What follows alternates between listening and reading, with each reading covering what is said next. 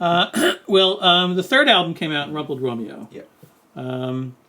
But the first single off of it was a song called McDonald's Girl, which was banned by the BBC for mentioning McDonald's.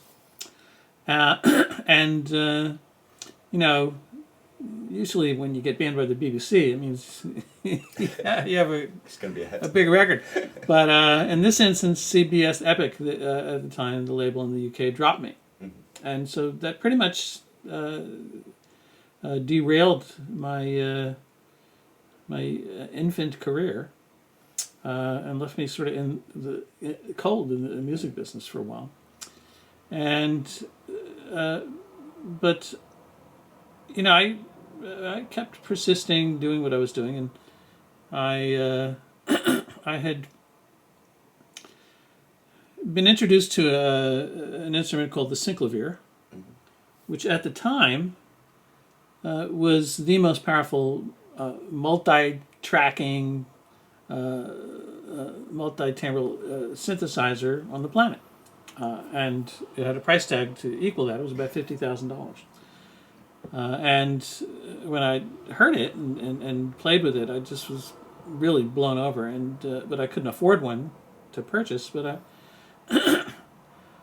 I went to the North American distributor and spoke to the head of it, a guy named David Nichtern, a brilliant songwriter who, in addition to being the distributor of the synclavier, wrote songs like Midnight on the Oasis that Maria Moldauer had a big hit with. Beautiful song. Anyway, he agreed to let me rent time once a week. So once a week I would come in for a couple hours and educate myself on the synclavier and, you know, write stuff and really explore synthesis, albeit on the top-end machine. And one day a call came in to the office. Their music sales were looking for someone to author a book on synthesizers. So the receptionist who kept seeing me in the office said, well, Dean seems to know a lot about synthesizers, and she passed the phone to me. Now, again, I had never played any other synthesizer except this top-of-the-line synclavier. But somehow I talked myself into a book deal. And I wound up authoring what became the first consumer guide for synthesizer sequencers and drum machines. Okay. And a book that was used all over the world at universities and conservatories called Synthesizer Basics.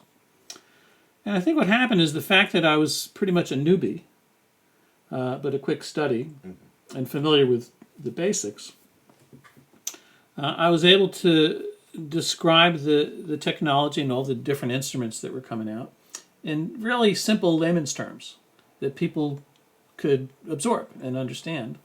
And so both books became, you know, very successful within that niche of electronic music and the early synthesizers. And this was the mid-'80s, and right at the time that MIDI, the musical instrument digital interface, exploded along with the DX7.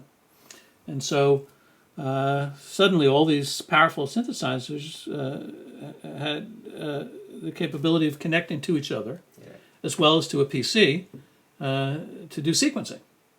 So it was a brand new world, and so I just sort of stumbled into at its infancy. Yeah, and then around that time, or was it a few years later, you got involved with a VR company as well? Yeah, it was another. It's just partly thinking of all this. This is all stuff that I'd imagine around that time nobody's heard of. Whereas now, if you mention to somebody VR, you've got the Oculus headsets. You've got all these things. It's even if people don't have the technology, they know it. Right. Whereas this was before that. This was way too far ahead of its time. Again, this was now like going towards the mid to late 80s. Having become this, acknowledged synthesizer expert for that brief period of time, I was going to trade shows and writing articles and reviews for all the music press. And I saw a demonstration of the first camera-based VR platform which essentially was taking your camera input of your silhouette against a backdrop, and then using the coordinates of that silhouette as a means to trigger animation on screen. So basically, anything the Kinect box does today, where you're standing in front of your TV and moving around and grabbing things. It's kind of the precursor. Right, this was the precursor to that. And this was about 1987, 88. And I bought myself a developer's kit and started teaching myself how to script this really powerful VR platform. Now, the difference between now and then is that at the time, it cost about $25,000 to configure the hardware to do this. Whereas now you can buy, an Xbox for $200 or something like that. So that was the difference in terms of its the developmental stage and its access to the public. In any case, in 1989, I designed a game called Eat-a-Bug, which I licensed to Nickelodeon TV in the States for a TV show called Total Panic. And it was the first instance of VR on national television.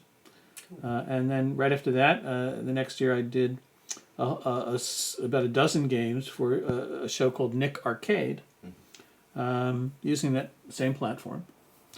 And as a result of that work for Nickelodeon and the Brooklyn Children's Museum, I started designing virtual reality video games and environments for children's museums and science museums and theme parks all over the world. And that's how I made a living and kept the electricity on all through the early to mid 90s.